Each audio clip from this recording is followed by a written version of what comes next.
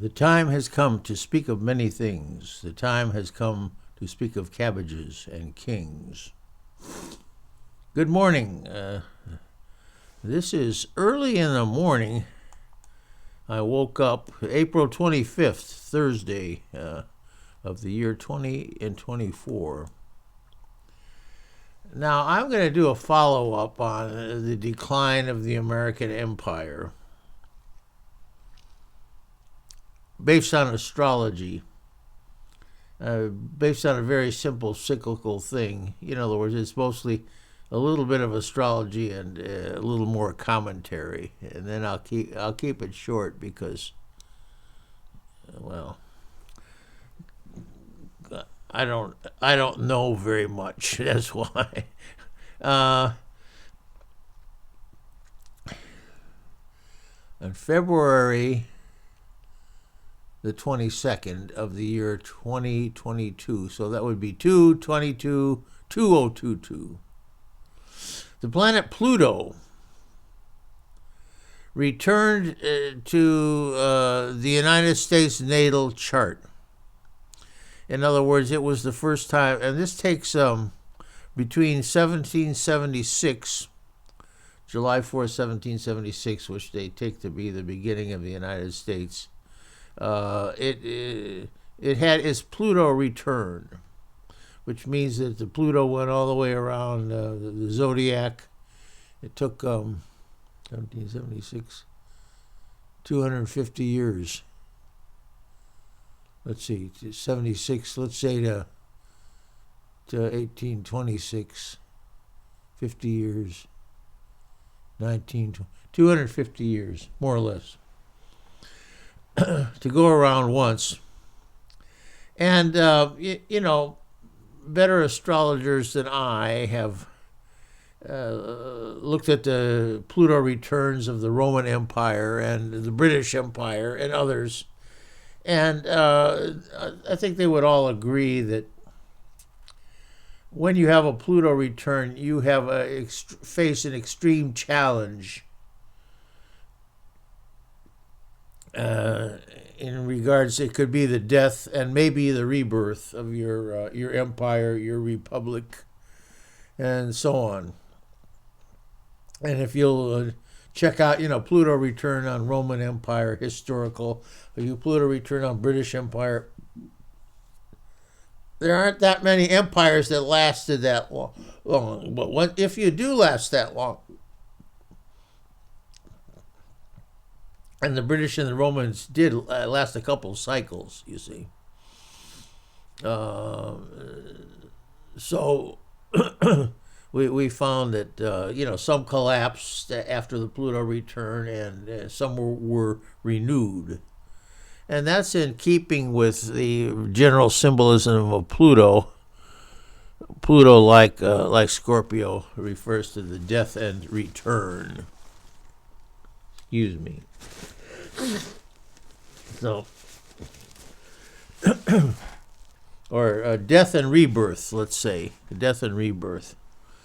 So what happened?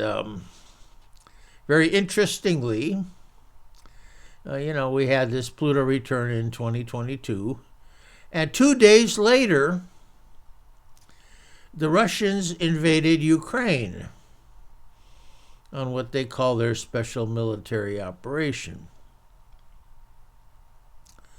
Now, we could go into what their motives were and what their reasoning was and, whether it's going to work for them, which is a whole nother story.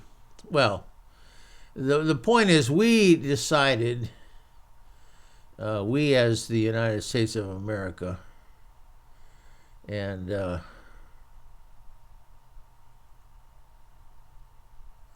Joseph Biden and his group decided immediately to take sides against the Russians, which I don't think was inevitable, but now it's fashionable now to talk about the deep state. But who's the deep state? Well, the deep state is certain people and certain, corporations that have an interest in making sure the government goes along with programs that they're advantageous to themselves or to their concept of what America should be, and so on, so on, and so forth. So there are a lot of people, rich people, people that work in the State Department, lobbying groups, interest groups. They all have something to say about what the United States should be doing here. And as a matter of fact, even like little nudniks like myself have an opinion, right? So we go about our expressing our opinions. What's best and so on and so forth. Well, okay, this particular nudnik is just going to say, in other words, this is the closure of the American empire. In other words, I grew up believing, and I had good reason to believe that America was the best country. We had won the, largely won the World War. World War II. We had something to do with World War I, but kids in America are taught that the Americans won the World War I. I mean, I think the British have totally other ideas.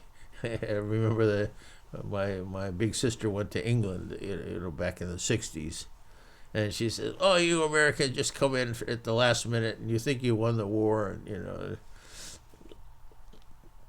So the Yanks, thinks they won the war. But anyway, as a kid, getting back to the point, the kid I was taught, well, the United States was, highly successful and likely to last forever. Forever being, 10 or 20, 30 years in the future. How far can a 13-year-old or, a 10-year-old kid see into the future? Probably as far as going to college, maybe. That was the ultimate. I mean, after that, it really didn't matter. And I still think that's probably right. Going to college is, the high point of one's life. Well, at least in my life it was, and after the rest it was, nothing worth talking about after that. But anyway,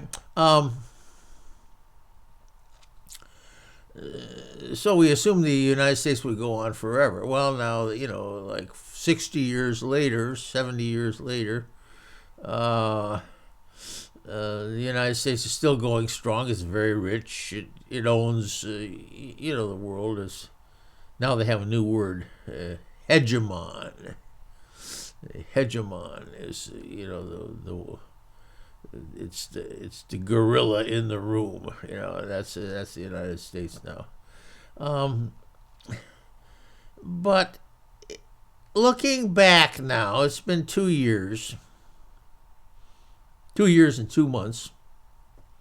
This being April 25th of the year 2024, and we're looking back to February the 22nd of 2022. And they say the Russians invaded Ukraine, and then we were, pretty much involved to stop them. In other words, not that we really cared that much about Ukraine. 500,000 Ukrainians later,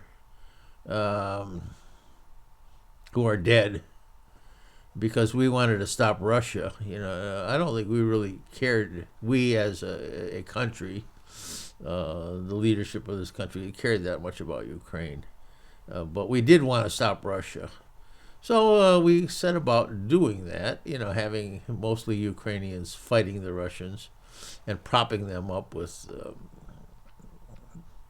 missiles and cluster weapons and, all kind of things.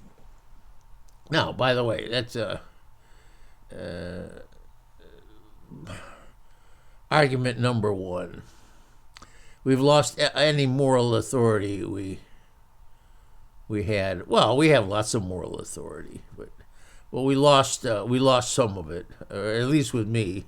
by sending the Ukrainians cluster munitions. Now, there's about 150 countries in the world that have signed a treaty against cluster bombs. I mean, because cluster bombs, split up, they fragment, and they'll end up in your front lawn, and 5 years later, some little kid's going to run across your front lawn and blow his foot off because the cluster bomb landed, didn't explode, but it's like a mine. And mines explode when you step on them. Well, so this is what the United States is, lobbying over, the landscape of Ukraine, the breadbasket of Europe, and so I would say, since most of the countries in the world have decided, hey, this is a bad idea, just like remember Princess Di was kind of a big into eliminating mines, cleaning up minefields. Well, here we are with cluster munitions, just adding more. And now I think Russia also uses cluster bombs. So, I mean, we'll see what happens with their Pluto return. but our this is about the United States. In other words, the United States lost some moral authority by having cluster bombs. Point one. Point two. Looking at our leader, in other words, this is all by the way of asking the question: is the United States begun its decline? In other words, is it going to succeed on its Pluto return, or is it going to fail? And I'm making the argument because bad news is the news people want to hear. Good news, you don't need a blogger like me to tell you about good news. All you have to do is read it in the papers. How wonderful everything is. So, but if you want the deep down and dirty of it, then you listen to bloggers, and then you find Kennick. I predict that within the next 5 years, I will probably have about 3 listeners, one of which may agree with me. But yeah, I'm doing it because I feel I have something to contribute, and besides getting myself into trouble with the authorities.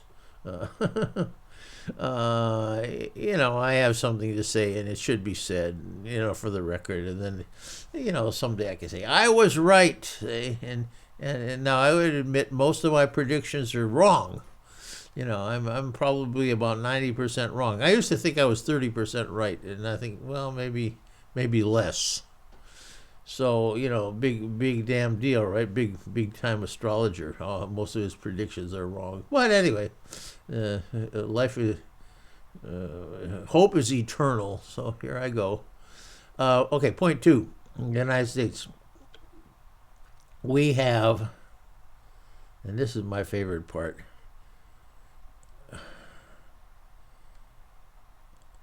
the last 2 presidents. One is and see if you can guess which one's which. One is a maniac, and the other is senile, and also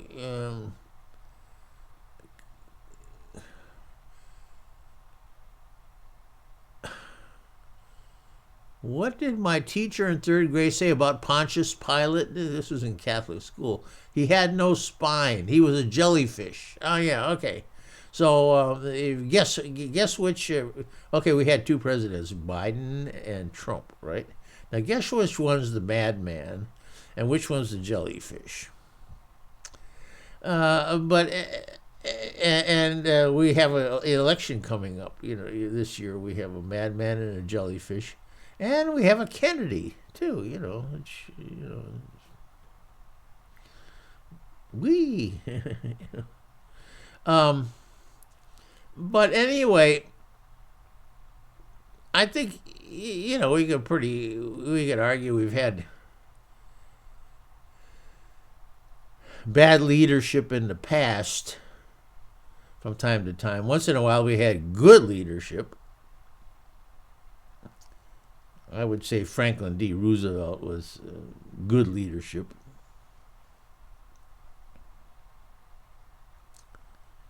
But now, okay, we have leadership that is likely to get us in trouble and cause the decline of the United States. Now, here's an interesting thing. In the last election, which was 2020, last presidential election, I believe one could argue that Donald Trump was trying to overthrow the Constitution. And he probably figured, oh, well, like Caesar. In other words, the time of the Republic is past. It's now time for a strong man who will stay in office more than, the allotted 4 years. And kind of take over and, the Constitution be damned. The Constitution meaning whatever that means,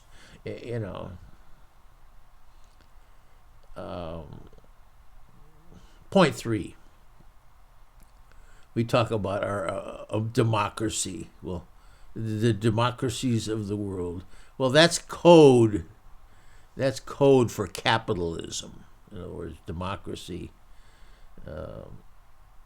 I think in law school, I believe we had a constitutional law teacher that said something called Lochnerizing, which you assume that capitalism is written into the American Constitution, so that what's good for General Motors is good for the country. Like they say, what's good. Al Cap used to say in Little Abner, what's good for General Bull Moose is good for the country. So that's kind of saying, well, the Constitution has an implicit bias towards capitalism. Although this is not strictly true, because at the time of Thomas Jefferson, they didn't have capitalism. Capitalism hadn't been invented yet. And, Jefferson, if you remember, wrote the Declaration of Independence. He was not in on the Constitution. He was actually. He came back and said, "Hey, we need a Bill of Rights." So he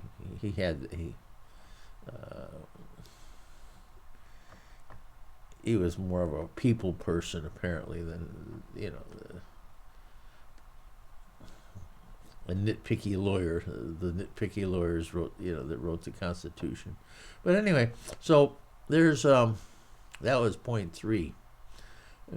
Democracy, what we call democracy, is actually like code words for capitalism.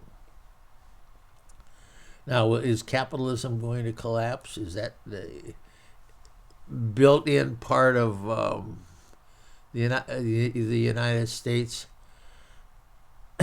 I hadn't thought of this before, but my first guess is I don't think so. I think capitalism is... there's plenty of it in Europe.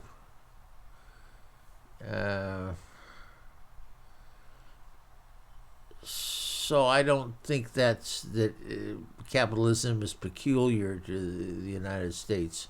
And there's plenty of money all over the place. So I think maybe this challenge to the United States will not exactly be in capitalism exactly. Now, point 4. What is the challenge to the United States? Well, there's something new here that I, kind of see great hope for, and that is BRICS. BRICS. Brazil, Russia, India, BRIC, China, South Africa. Now, this is not the South Africa that had the apartheid. They got Nelson Mandela got rid of this. South Africa is, kind of an activist now, and run by the colored people. And are the people of color. Yeah. And but they're very activist. I mean, they're the ones that are challenging Israel in the World Court of Justice about genocide and their slaughter of the Palestinians and so on. So South Africa's kind of a heavy hitter now. I don't know what their population is. I should probably find out. But then you have BRICS, and then you have numerous other people have joined BRICS, and others want to join BRICS. But I just heard it said, and I kind of suspected it, but I finally heard Pepe Escobar say, it says, well, BRICS is going to be the new United Nations. Right? Now, so point 5, what's wrong with the United Nations now? And I would say what's wrong with the United Nations is that they have a veto power. There's certain countries that conquered Germany have a veto power, and I believe those were the big 5, right? And they were and are the United States, France, England, Russia, and China. Now, Chiang Kai-shek had the veto power in China, and then if you remember in about 1970,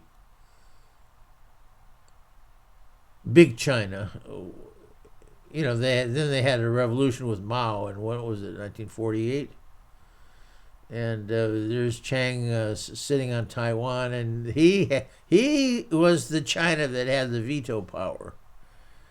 Well, finally, and I don't know why the United States didn't veto this. I'm not sure. But anyway, this Big China has the veto power now, not Chiang Kai-shek sitting on Taiwan. And Chiang Kai-shek is dead by now, but the other people that stand in his shoes. So, but anyway, what's wrong with the United Nations? And that's the veto power. I mean, the United Nations could, in theory, do a lot of good. But, when a push comes to a shove, we see either the United States vetoing or Russia vetoing. Those are the two main, hitters. Anytime there's some justice to be done or some progress to be made, you get a veto from one or the other of these countries. Now, BRICS. See, the new game is going to be BRICS, and I don't think there's a veto power. Oh, I'm sure they'll devise some mechanism where the big guys are going to be able to push the little guys around. I mean, they'll work out some mechanism for that. But it won't be as egregious as the United Nations. So, United Nations down, BRICS up. And that's, I would say that's an encouraging sign for the universe, But it's part of the decline of the United States as a hegemon and so on. Now, financial decline of the United States. Okay, and now then we talk about point 6, gold. If people adopt the gold standard and drop the dollar, then that'll be, worse for the United States.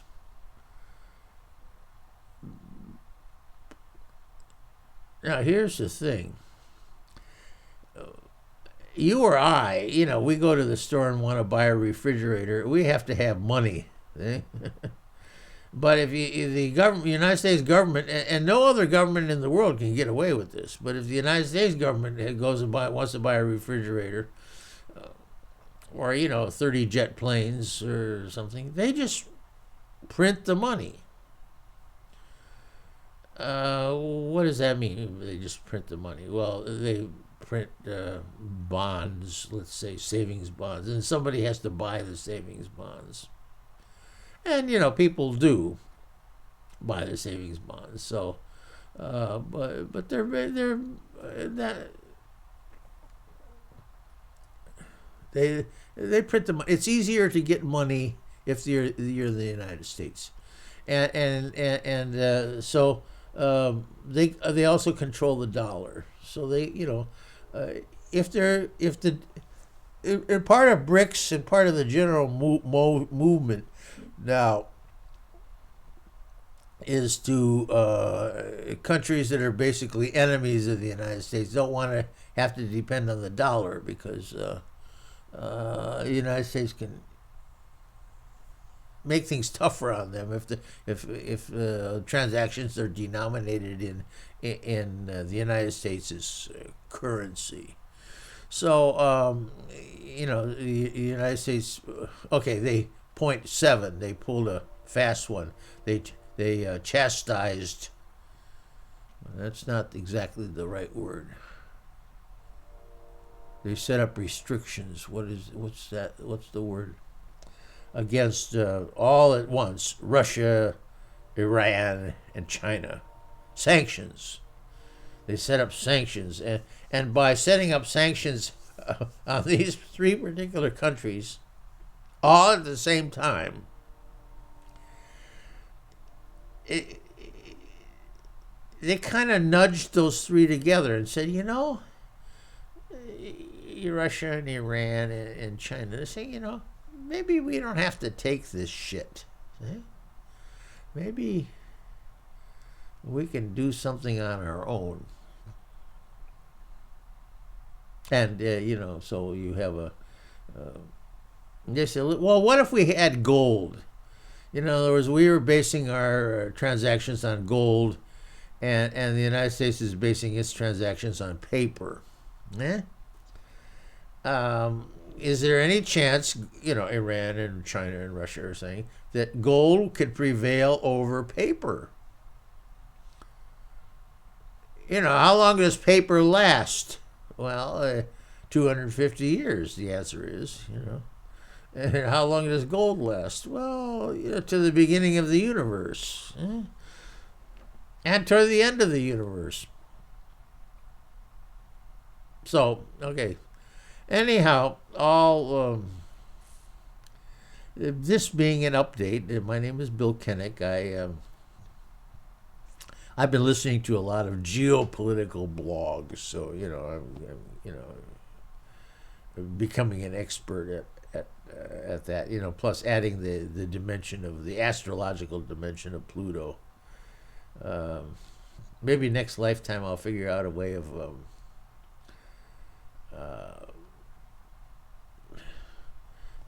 setting up these webcams so that I get a better picture. Anyway, all right. Thank you very much. Bye.